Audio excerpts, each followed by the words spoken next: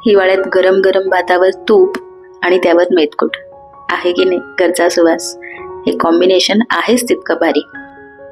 आणि हे मेथकूट इतकं पौष्टिक आहे ना, एक चमचाभर जरी खाल्लं तरी भरपूर प्रोटीन बूस्ट मिळतो आपल्याला. करायलाही तितकंच सोपं आहे. तर हे मेथकूट कसं करायचं ते बघूयात. सगळ्यात आधी एक पॅन किंवा कढई घ्यायची. पॅन हलका गरम झाला की त्यामध्ये घालायची 1 कप फुटाण्याची डाळ आणि ही आपल्याला फक्त 1 ते 2 मिनिटं भाजून घ्यायची. ही ऑलरेडीच भाजलेली असते त्यामुळे जास्त भाजायची गरज पडत नाही. फक्त 1-2 मिनिटं ही गरम तव्यावर परतवून घ्यायची आणि बाजूला काढून घ्यायची.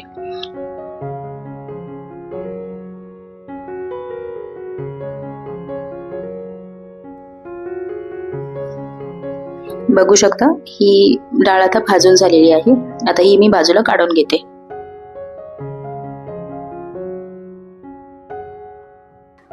भाजले सगळे जिन्नस काढण्यासाठी ना मी एक स्टीलची चाळण घेतलेली आहे. त्यामुळे सगळे जे जिन्नस आहेत ते पटकन थंड होतील. जर स्टीलची चाळण नसेल तर कॉटनच्या कपड्यात सुद्धा आपण काढून घेऊ शकतो.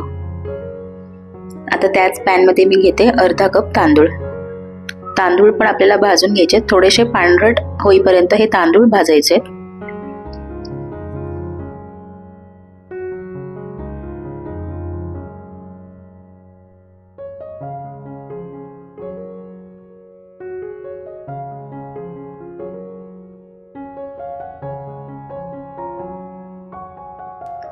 तांदूळही आपले आता भाजून झालेले आहेत. हे मी आता बाजूला काढते.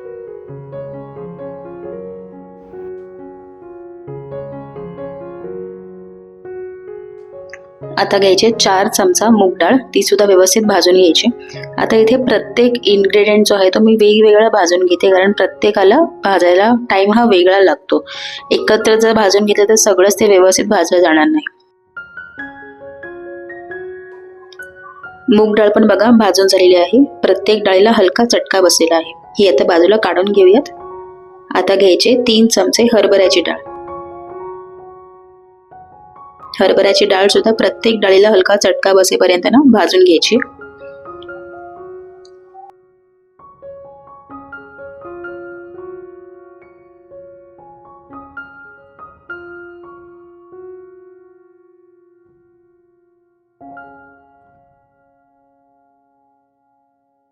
हरभऱ्याची डाळ सुद्धा व्यवस्थित भाजून झाली आहे. ही सुद्धा आपण बाजूला काढून घेऊया. आता मेथकूट करताना सगळ्यात महत्त्वाची स्टेप म्हणजे जे सगळे जे जिन्नस आहेत ते व्यवस्थित वेळ देऊन भाजून घेणे. थोडं वेळखाऊ आहे पण त्यामुळे मेथकूट हे चवीला चांगलं होतं आणि जास्त काळ टिकतं. आता इथे मी अख्खे पांढरे उडीद घेतले 4 चमचे. अख्खे उडीद नसतील तर उडदाची डाळ असते ती सुद्धा आपण इथे वापरू शकतो.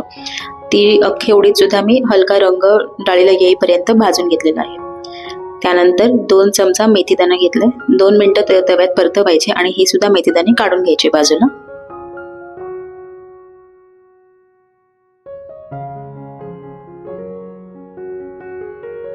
आता आपले सगळ्या डाळी आणि तांदूळ हे व्यवस्थित भाजून झालेले आहे. आता गॅस बंद करायचा आहे आणि थोडे मसाले आहेत ते भाजून घ्यायचे. भाजून घेण्यापेक्षा आता तवा गरम आहे ना, तर फक्त आपल्याला ते शेकून घ्यायचे. तर इथे मी घेतलेत अर्धा चमचा जिरे, अर्धा चमचा काळी मिरी आणि 4 ते 5 सुक्या लाल मिरच्या.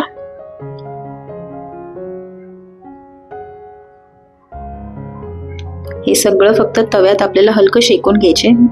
तवा गरम आहे त्यामुळे हे जे मसाले आहेत ना ते जळणार नाहीत, व्यवस्थित शेकले जातील. हे शेकून झाले की हे पण त्याच चाळणीमध्ये काढून घ्यायचे.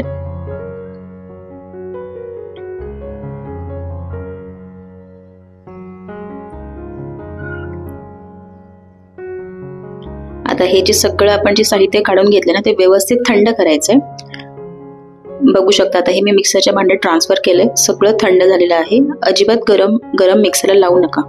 आणि अगदी पाव चमचा हिंग घालायची. चवीप्रमाणे मीठ म्हणजे अर्धा चमचापेक्षा थोडंसं जास्त मी इथे वापरलंय. आणि 1 चमचाभर हळद घालायची आणि हे सगळं छान मिक्सरला फिरवून घ्यायचे. अगदी पावडर नाही करायचे, थोडंसं रवाळ टेक्स्चर ठेवायचंय.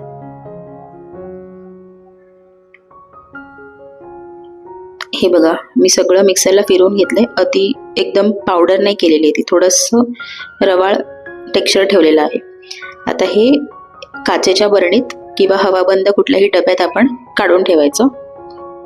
आता हे मेथकूट ना 1 ते 2 महिना अगदी व्यवस्थित राहतं विदाउट फ्रीज सुद्धा.